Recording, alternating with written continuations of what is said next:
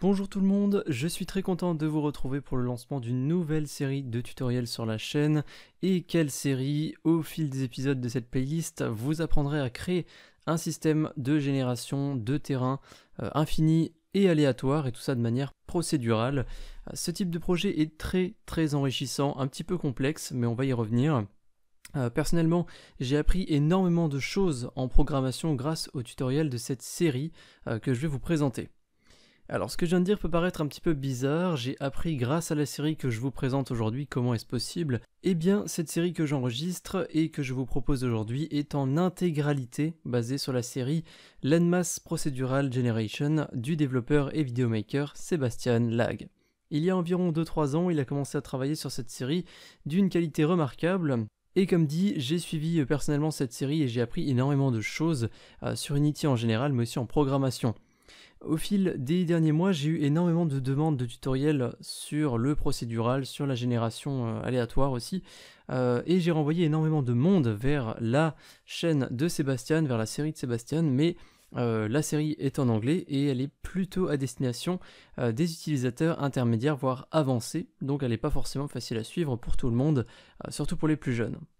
J'avais déjà eu l'occasion d'échanger quelques mots avec Sébastien il y a environ 1 an sur Twitter et je l'ai recontacté récemment pour lui demander s'il était d'accord que je reprenne sa série afin de la traduire et de la modifier légèrement pour la rendre un petit peu plus accessible à vous tous.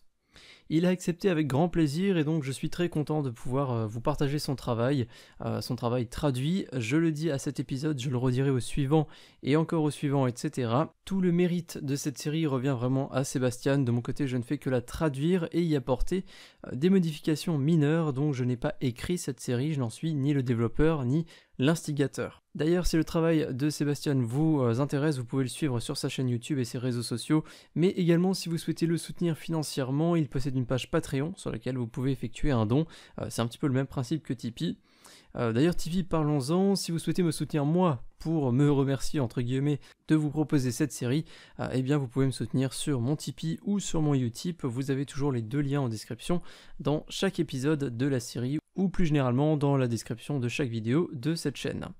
Rentrons un petit peu plus dans le vif du sujet de cette série, qu'est-ce qu'on va y faire? Alors on commencera par générer des height maps, champs de hauteur en français. Alors je vais faire les traductions pour que vous soyez pas trop perdus, mais habituez-vous quand même au terme anglais si vous souhaitez suivre cette série, ce sera plus simple pour la suite. Donc on va générer des height maps avec l'aide du Perlin Noise, donc en français le bruit de Perlin. Une fois que les height maps seront générés, on assignera différents types de terrains selon les hauteurs, donc on aura la mer, les plaines, les montagnes, les sommets, etc. Et une fois qu'on aura appliqué nos différents types de terrains, une fois qu'on aura réellement notre terrain, on finira par générer le mesh de l'objet, et ensuite on aura simplement un terrain qui sera prêt. Comme je l'ai dit, on ajoutera aussi la possibilité d'avoir ce terrain de manière infinie, et on ajoutera énormément de paramètres qui vous permettront de personnaliser un petit peu les terrains que vous allez générer. Donc voilà pour le résumé de la série. La série devrait faire un peu plus d'une 20aine d'épisodes. Je vais juste revenir sur ce que j'ai dit un petit peu plus tôt pour le niveau requis entre guillemets de cette série. On va utiliser différents concepts qui sont plutôt à destination des utilisateurs intermédiaires voire avancés. Donc si vous êtes un débutant complet, que vous venez de commencer à développer sous Unity ou que vous souhaitez commencer Unity, évitez cette série. Franchement, je vous le dis tout de suite. Également, je ne vais pas trop expliquer les choses de base, donc ni au niveau de l'interface d'Unity, ni au niveau du code, donc il vous faut absolument les bases. Et si vous avez des bases solides avec quelques connaissances un petit peu plus avancées, c'est vraiment une très bonne chose. Si jamais ces fameuses bases, vous ne les avez pas, je vous conseille ma série pour apprendre les bases du C# sur Unity. Donc commencez par là et vous en ressortirez bien plus fort et prêt à attaquer une autre série de la chaîne avec des projets un petit peu plus concrets. Et je pense qu'on a fait le tour pour cet épisode 0. Dans le premier vrai épisode qui est déjà disponible sur la chaîne, je vous parle un petit peu du noise, donc ce qui se traduit par bruit en français. Alors sachez que c'est un épisode qui est un petit peu mathématique, il ne faut pas hésiter à faire des recherches de votre côté, il ne faut pas hésiter à revoir aussi l'épisode 1 plusieurs fois pour bien comprendre le principe. Pensez aussi à prendre des notes au fil de la série, alors peut-être pas dans cet épisode d'aujourd'hui, cet épisode 0, mais dès l'épisode 1, n'hésitez pas à prendre des notes parce que ça vous sera très utile.